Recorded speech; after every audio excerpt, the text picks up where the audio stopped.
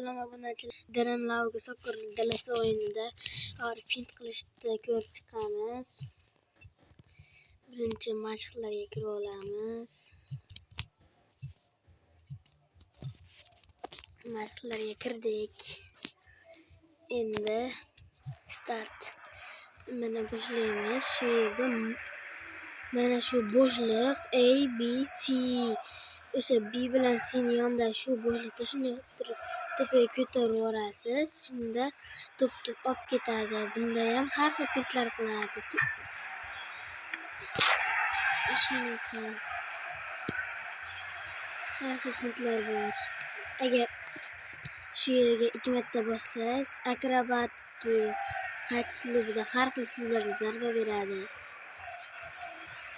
Bu tomonga yugurib kelib turib, esti bosib turib, shunday qaytishligida har xil zarbalar beradi. Bu tomonga qilsak ham, bu tomonga qilsak, bunday pastga qilsak, bari shunaqa bo'ladi. Har xil chiqishi kerak, lekin tepaga qilsangiz har xil fint.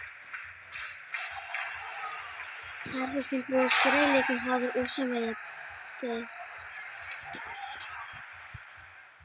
Zarbani bossangiz qattiq tepadi.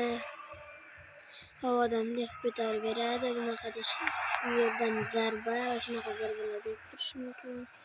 Tepaga ko'tarsak, boshqacha fint chiqishi kerak. Faqat shunaqa fint bo'lyapti.